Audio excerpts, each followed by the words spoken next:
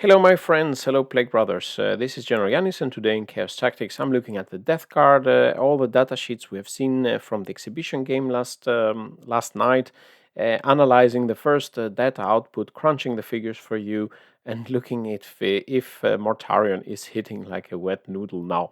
So with no further ado, let's get started. So today, the 2nd of June, yesterday we experienced the Forge World Massacre, not the Dropside Massacre. There is a lot of Legend units, or a lot of Forge World units will be moving into Legends, and we will be, let's say, not be able to use Contemptors and Decimators and the Greater Blightron, etc. for competitive tournaments at least, or tournament plays. But today, all the news, all the focus is on the exhibition game. The Death Guard faced Chaos Demons in the US Kansas Open. It was in the middle of the night for me. I haven't watched the whole thing. I've seen, thanks all to the people in the forums that have been gathering some pictures of the data sheets, making it a little bit easier for me to do all the analysis. So it ended with a Death Guard loss. It was a good showing, though, 88 to 95. But losing out Mortarion, 3 player scrollers, losing out to the demon hordes with Lord of Change and Bellacore and things like that.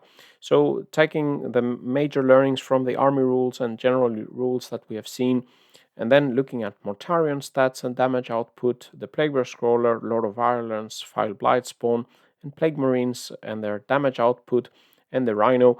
This is just the first damage output analysis. I haven't looked very deeply into the durability yet, not all the buffs and so on. So of course, in the coming days, as we get more rules, I will be crunching away and giving you all the data I can on the table. So with no further ado, let's get started. So for general death card rules, we saw in the game that Disgusting Resilience now is a 2 command point strat where you can select 1 death card unit in the fight phase, and you, as worded now, it could reduce the damage by 1. It doesn't mention that it doesn't work on damage 1, so maybe even bringing it down to 0.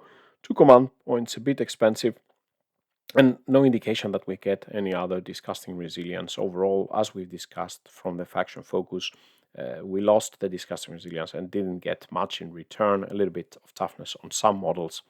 What we've seen also from the Foul Blightspawn datasheet, as a leader he can only join Plague Marines, therefore he cannot buff Terminators, and probably I would expect the same to be true for all Virion, that they only can buff our Plague Marines. And the Lord of Violence, we could see he could be joining the Blight Lords or Death Shroud. He also has the same 4-inch move profile now, toughness 6. He can join the Blight Lords or Death Shroud. Lord of Violence had some nice buffs, but not so easy then to, let's say, get the buffs from some of these leaders to more select if you want to buff Plague Marines or Blight Lords Death Shroud, like we could with the Foul Blightspawn's aura today. Starting now off with Mortarion's datasheet, our beloved Primarch. He is now movement 10 inches. Thankfully, for the big models now, the movement doesn't degrade, but he goes down from the 12 that he had when he was not, let's say, damaged, but now he will have a constant 10-inch move. He gets a high toughness 12. This will help him versus some of the weapons.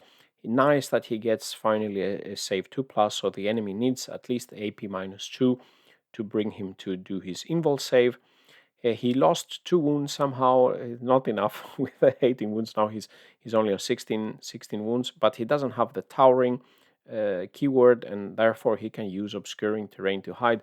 His wings are a big issue that he can be seen from long place, but he could benefit better from not being targeted.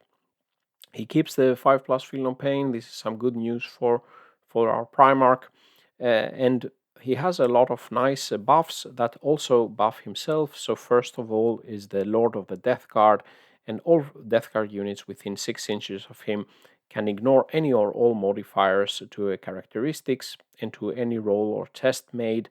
It doesn't, of course, impact the AP of weapons and the saving throws, but for example, for enemy armies that can maybe modify the battle shock, the leadership, hit rolls, -1 to hit, things like that, then Mortarion would be a nice aura and avoiding for himself and the death card units that are close to him can benefit. And then, as most of these epic heroes, he has 3 auras to select from, and you can select one of those at the start of the battle round. This can also be used defensively, especially if you lose turn 1.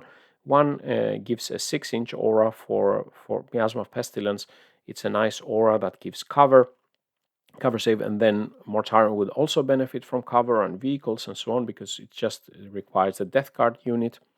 The other aura is a 6-inch aura with friendly death card units can reroll wounds of 1. So this is basically getting our plague weapon. This will be probably good when you're coming into range and can do this. This will also reroll wound rolls of 1 in both melee and shooting.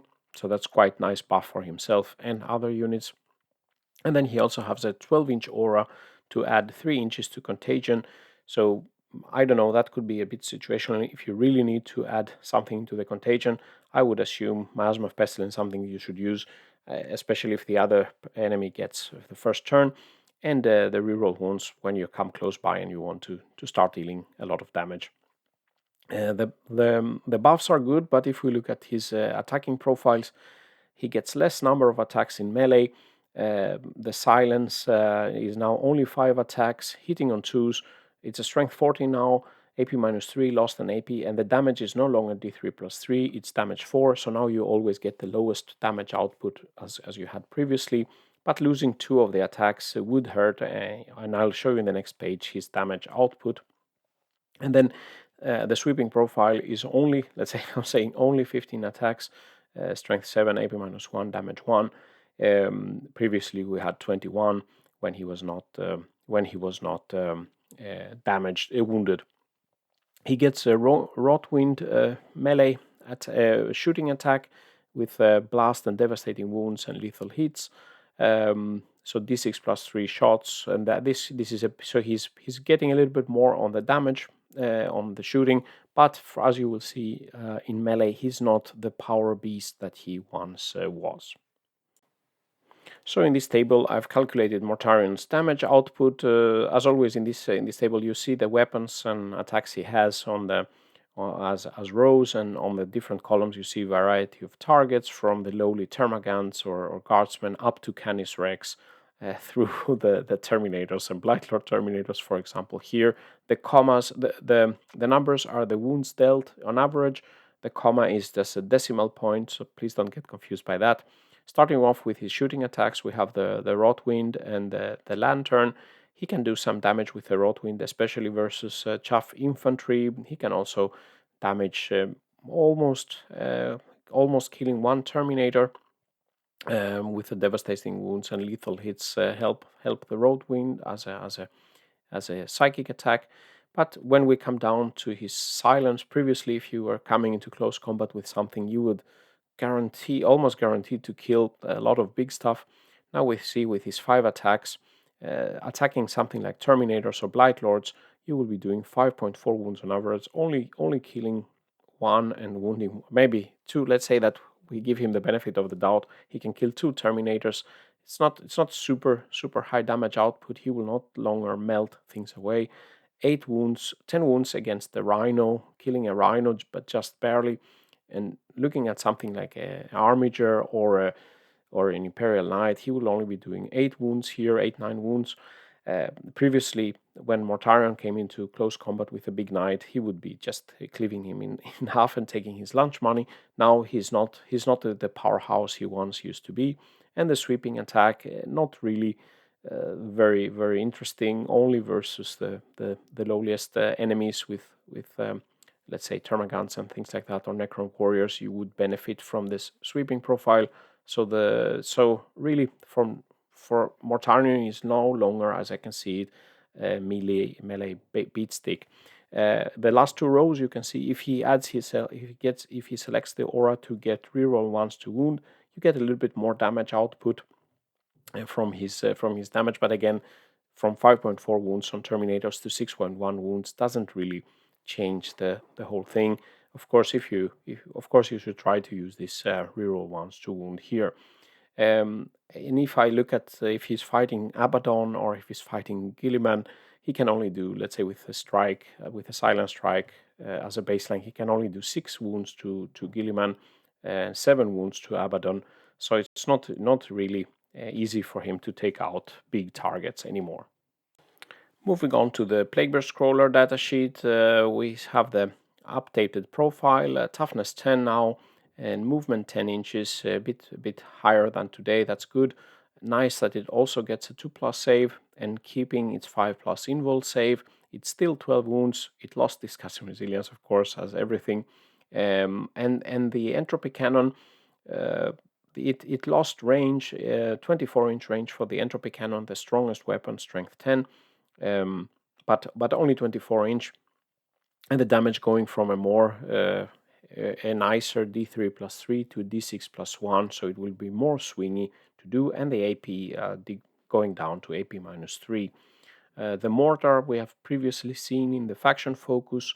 It's more consistent now, D6+3 shots and a blast weapon, losing AP, ignoring. You can shoot indirect fire, but the enemy would be benefiting from cover. So not so easy to do a lot of damage versus things with a good save. The good thing, of course, with a mortar is the spore-laced, the shockwaves ability that makes that you can force one enemy unit that was hit to take a battle shock test, and then they would probably lose their objective if they fail their test. The Plague Speeder, and a lot of this, you will see also a lot of the flamer weapons get anti-infantry keywords, so the Plague Speeder is anti-infantry 2+, so it can wound quite easily infantry, but it only has an AP -1, so again, enemy Terminators will be saving on a 3+ for this type of weapon. And armor tracks in melee, but of course the Plague Bear Scroller is not really meant for melee. The Slugger is more or less unchanged, 4 attacks. That's probably the only weapon that didn't get changed. The Volley Gun loses 1 strength and 2 AP, becomes quite a different weapon, but it gets lethal hits and it can shoot 6 inches. So Heavy Slugger and Rothail Volley Gun, at least now that the range will not impact so much, because you would need to be within 24 inches to use the Entropy Cannon with the Plague Bear Scroller. Looking at the first character, the Lord of Violence, his profile is changing now to be similar to the Blight Lord and the other Terminators I would expect Death Shroud to be the same. So the lowly 4-inch move, toughness 6, and he can be a leader for Blight Lord Terminators and Death Shroud Terminators. He cannot boost, let's say, Plague Marines. He's Spewer. The twin Spewer, let's say now it's basically more a twin linked Spewer. You only get D6 shots, but you reroll everything to wound, and it has the anti-infantry 2+. Again, good weapon versus infantry, but you lose a high number of shots, but you can reroll everything to wound. He has some good abilities. The Master of Destruction, the unit he's leading can reroll all to wound in ranged attacks, and this is really good for example, Blight Lords, with maybe you can have quite a lot of bolter shots, rerolling everything to wound. For Death Shroud, maybe we'll have to see the pistols, that they could also, of course, benefit from rerolls to wound. And then this is, of course, for one unit he's joining. And then the Blight Bombardment, that is quite interesting. So blast weapons from another friendly Death Guard unit attacking something the Lord of Violence could see. They get +1 to hit and ignore cover if the Lord of Violence can see the target. And this is a nice combo with the Mortar's Plague Bear Scroller, with the Plague Bear Scroller's Mortar. Then +1 to hit, so you will be hitting on 3s, and the enemy would ignore the cover, and that could be quite strong from the Mortar's perspective, and other blast weapons, but we haven't seen so many blast weapons yet for Death Guard units. And then continuing with the Foul Blightspawn, another character with a nice flamer. The profile is basically unchanged with a 5-inch move, toughness 5, 4 wounds and no invul save, so he's a bit squishy if he can be targeted by this stratagem. Let's say if he can be singled out from the unit he's leading or sniped. He can only lead Plague Marines, unfortunately. Not easy to give his buff, let's say, like today, where we can use his auras and relics to help our Terminators fight first, like our Death Shroud. And then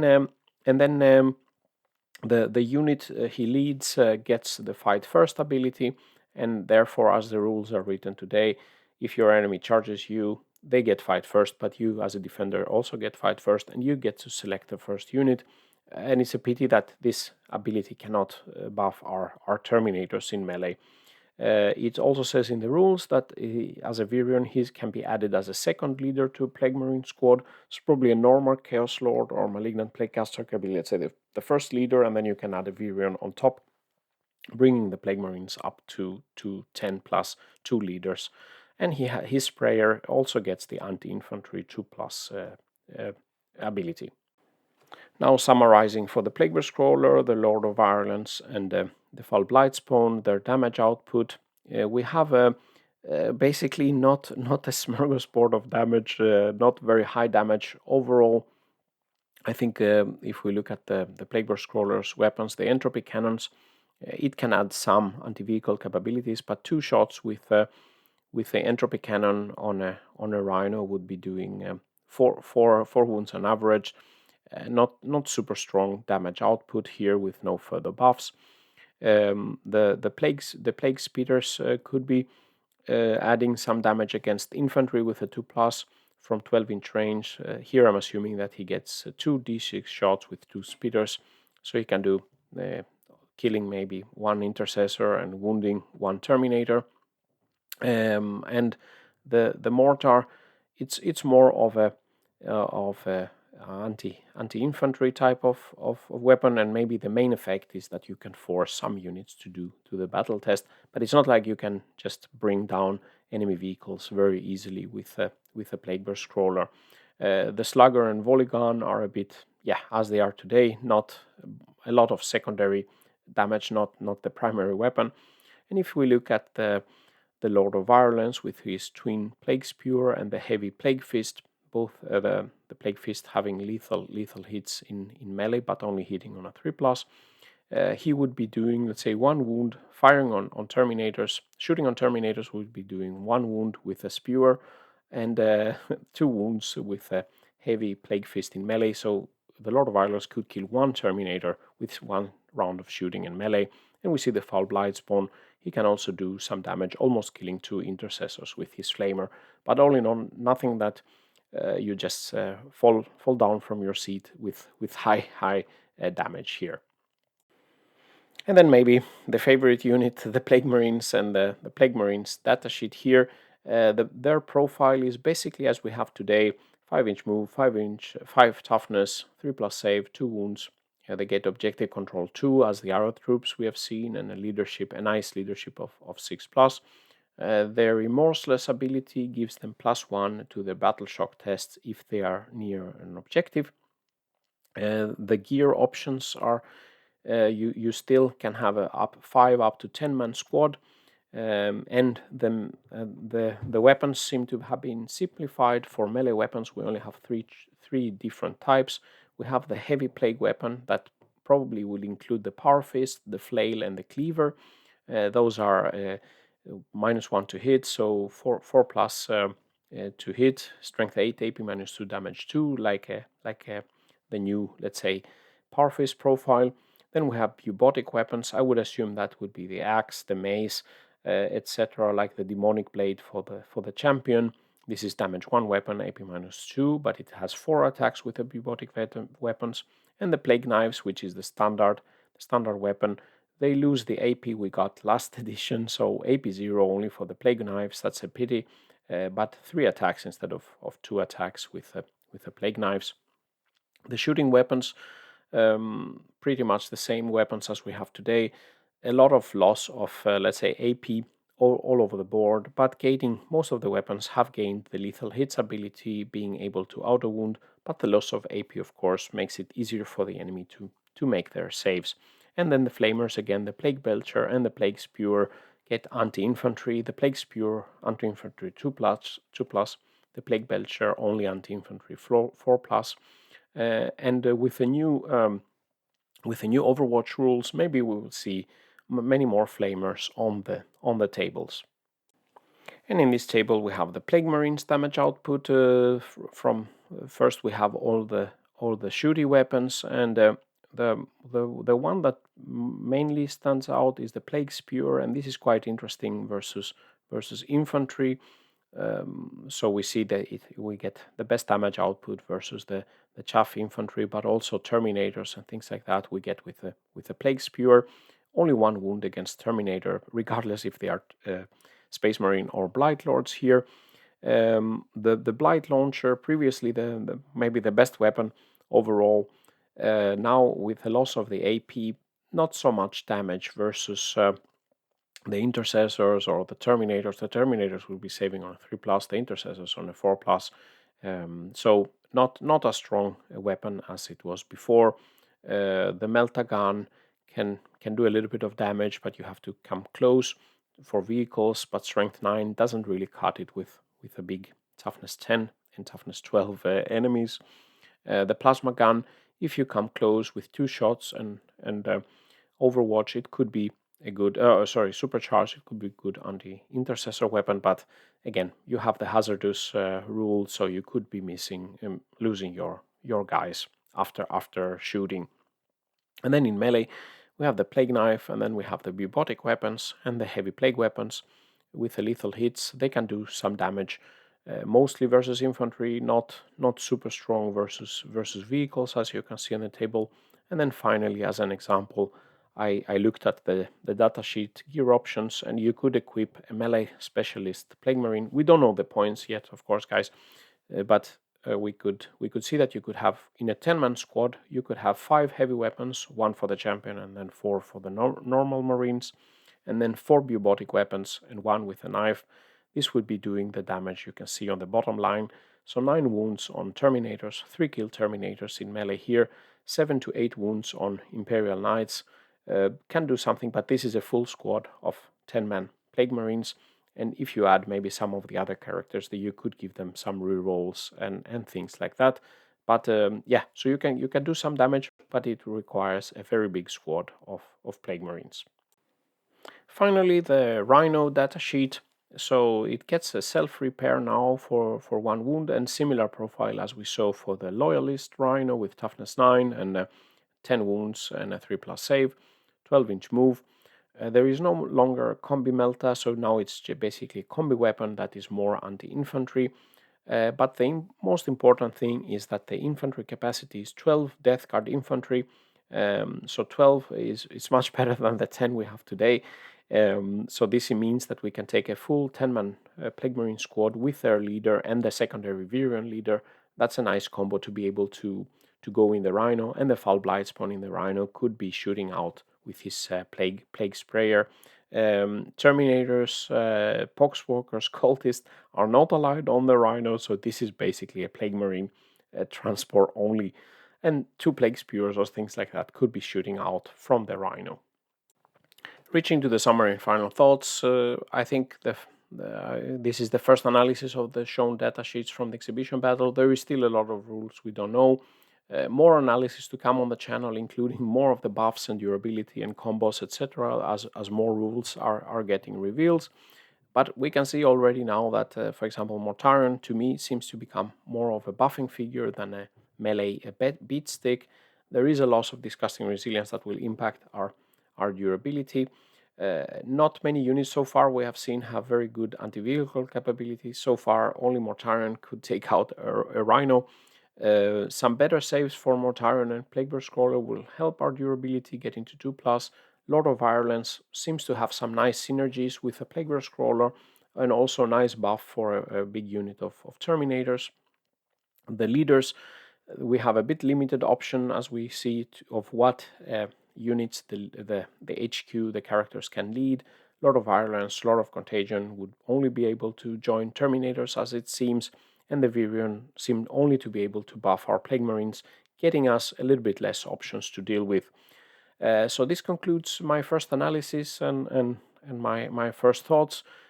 All in all, I'm not super impressed by the data.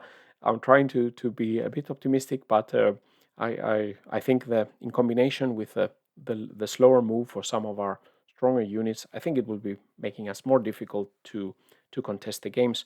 Of course, time will show. We'll see. I'll do more analysis when we come. And then please let me know in the comments what you think.